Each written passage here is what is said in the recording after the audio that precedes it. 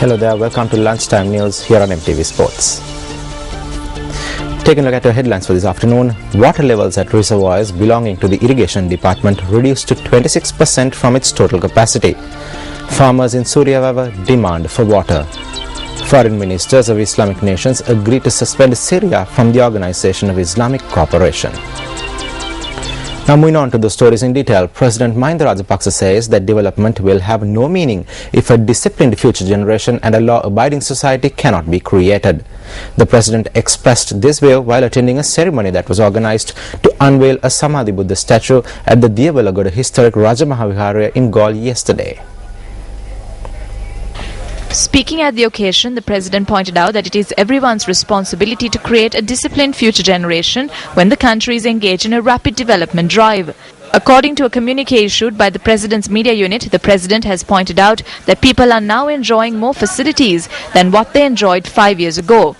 The communique went on to say that the president has noted that doors are open to forge ahead with new technology, and during this endeavor, it is the duty of everyone to unite to build a better society and a better country. Meanwhile, President Mahinda Rajapaksa declared open the new office of the Imaduwa Divisional Secretariat last afternoon.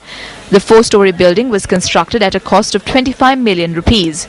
A group including Minister W.D.J. Seneviratne and Deputy Speaker Chandima Virakode attended the event.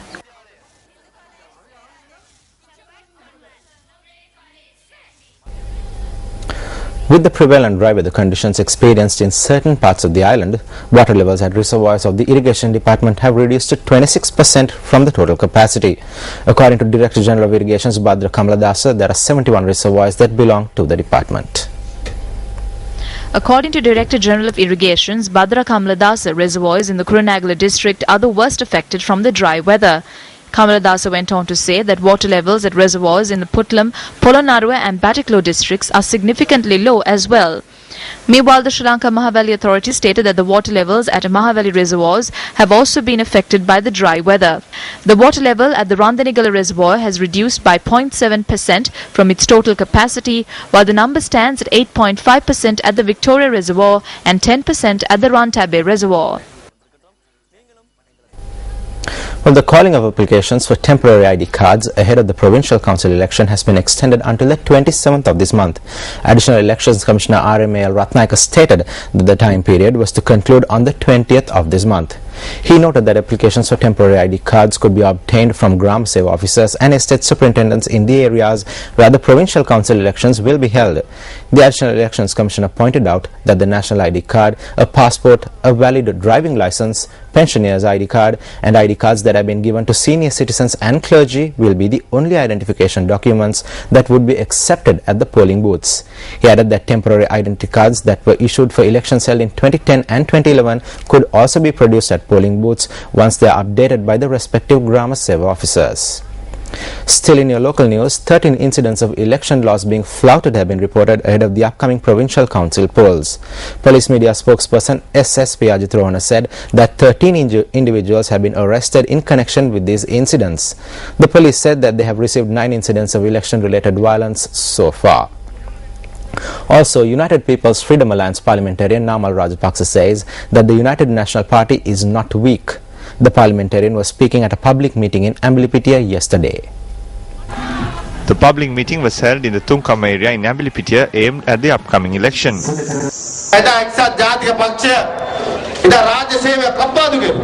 The United National Party cut down jobs in the state sector, stating that the number of employees will be brought down to 400,000. Recruitments were ceased. This is the manner in which the opposition ruled the country. We have worked for the betterment of the village. We have understood the pulse of the people.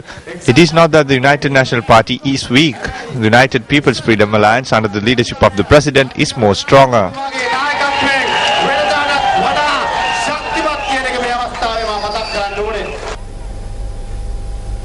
Still in the local news, the police special task force arrested a group of individuals who were engaged in treasure hunting in the Pahalamdurabeva area in Hambantota. SSP Ajit Rohana, the police media spokesperson, said that this group were arrested while they were mining for treasure near the Dimutugama Aniket in Hambantota. The police have also seized a three-wheel, several photographs and a water motor. The suspects will be produced before court later today.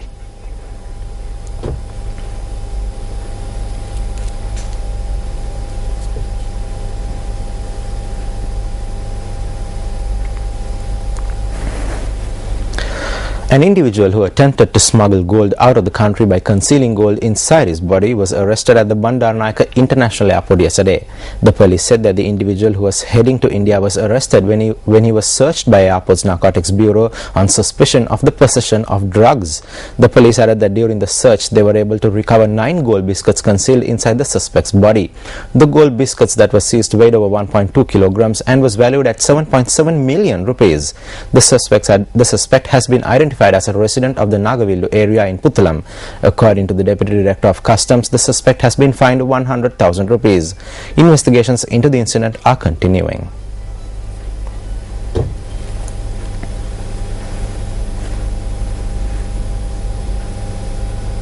Meanwhile, farmers of the Suryavava area have launched a demonstration in Katuwana, Hambantota for the second day against the blocked waterway which nourishes their crops. The farmers demand that a solution should be provided to address this issue. According to our correspondent, vehicular movement along the Colombo-Kataragama road has been hampered as a result of the demonstration. Representatives of 31 farmer organizations in the area engaged in the demonstration this morning at the Katuava junction. The farmers say that crops in the Mahapalassa, Badigamthota, Miniwalara areas are being affected owing to the Udawalawa lake being blocked. A similar demonstration was launched at the Suryavava town yesterday and was called off subsequently. The farmers said that the demonstrations was called off as they believed that a solution would be provided to their issues today. However, as the authorities failed to heed to their request, the demonstration was launched once again today.